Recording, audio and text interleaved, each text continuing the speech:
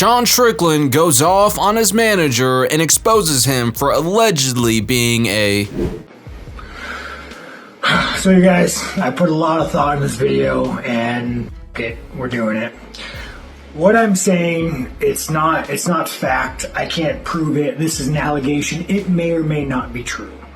I will just tell you my story and I will let you decide. So this guy Tiki, he is very connected with the UFC. I mean, he manages everybody from Aljo. He manages everybody.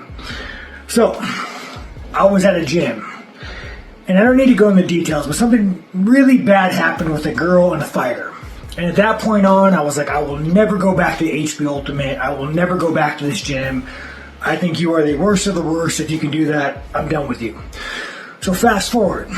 Someone comes up to me and says, hey, Sean, you should really let Tiki manage you. He's a great manager. He's very connected. He'll make you a ton of money. And I say, you know what?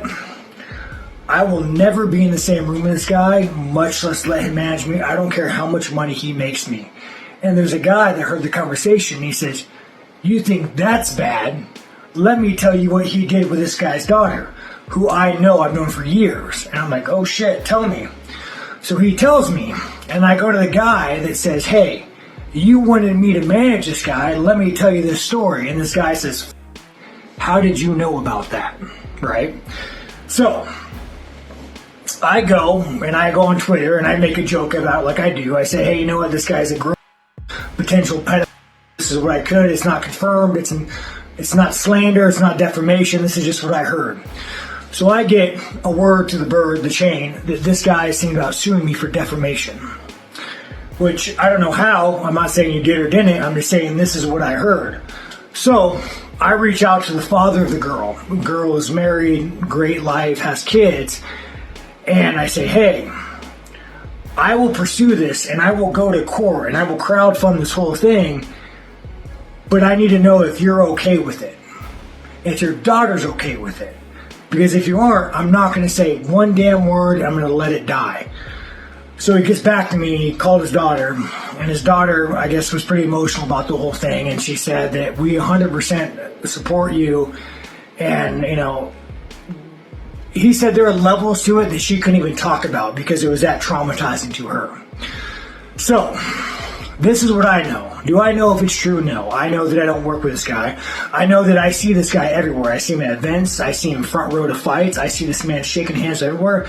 And I know this about him.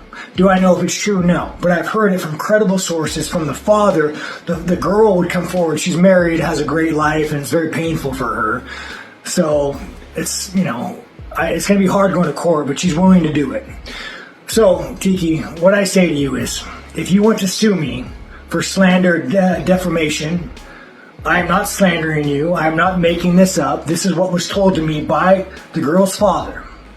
If you want to sue me, I will crowdfund this and we will go to court and I will fight you.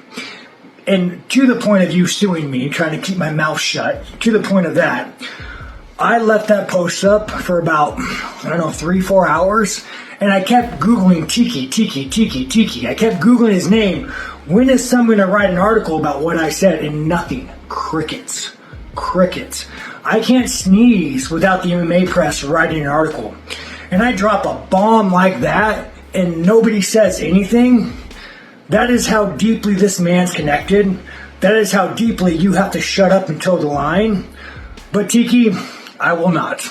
I talked to the girl. I talked to the girl's father. We are willing to go to court. You can sue me. We will crowdfund this whole thing, and I will give every dollar that is not fought in court back to you guys or to the victim. Anyways, that's it. That's all I got to say. Bring it on, Tiki. I'm ready for you.